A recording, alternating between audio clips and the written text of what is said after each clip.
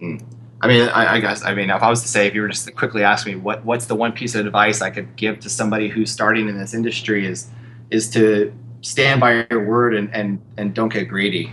I mean, everybody who seems to get into this, all these, like I said, the weekend guys who are getting into this, they all get greedy, and you're only as good as your reputation. I mean, you're only as good as the last watch sale you made.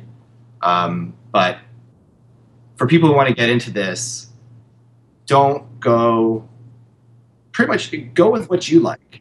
I mean, the way I started this was I would look at new inventory and new watches that I'm going to order. And I did become a dealer for some brands when I was in Vail. And I would look at the inventory list. I'd look at, see what's available or what can I go buy from this other, from this package deal. And I go, okay, what would I wear? I'm, young. I have a lot of friends who are older. What would they wear? What am I going to wear? And really go, what do I like? Because at the end of the day, if all of this fails, I'm stuck with this inventory. I own this. So if I don't fucking like it, then I don't want to be fucking stuck with it. So if I'm stuck with it, at least I want to be able to go, well, you know what? I didn't sell it. It's mine. I can wear it.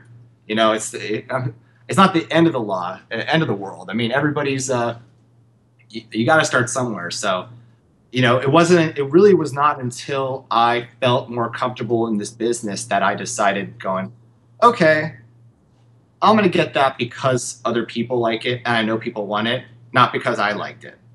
So that was just because in the beginning. So in the beginning, I started going, you always start with, what do I like? And I'm not going to be really pissed off if I'm stuck with. But once you get your feet wet and you actually gain some traction, you get the people trusting you, you get the customer loyalty. Now you go, okay, what do they want? Not what do I want? And then so everything changes. So now right now, obviously where I'm at now, I've got of the inventory,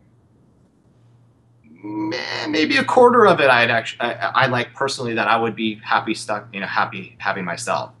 The rest of it is not my style, but my clients all demand it and they all want that. So now I'm catering to them. So again, in the beginning, do what you're comfortable with. Don't step beyond that. There's a lot of people who I've seen go, oh, this brand new AP is it's super hot. It's blowing up all over the internet and everybody wants it. I can get it real fast from my friend down the street. Okay, I'm going to flip it online. And then it dies, or the hype was not really there. And they're like, shit.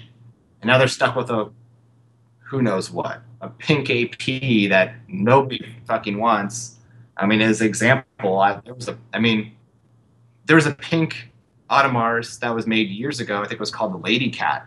And I'm like, hey, that's kind of cool. Maybe, some lady, wife might like this in the store, but yeah, I didn't quite, feel it out. It actually was a total dog and bombed.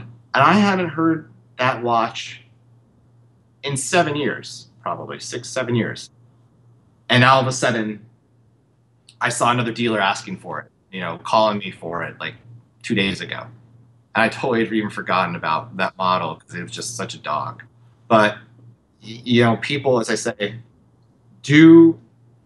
start with what you know.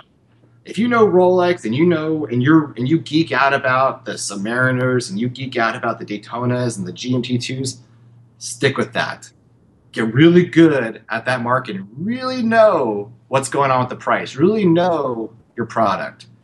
Because the quick hits maybe 10 years ago where people buy any special edition Panerai and flip it for $5,000 profit, those days are over.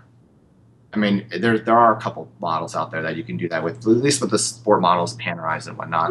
But it's not as popular now, and the market has definitely become, in my opinion, much more flooded lately.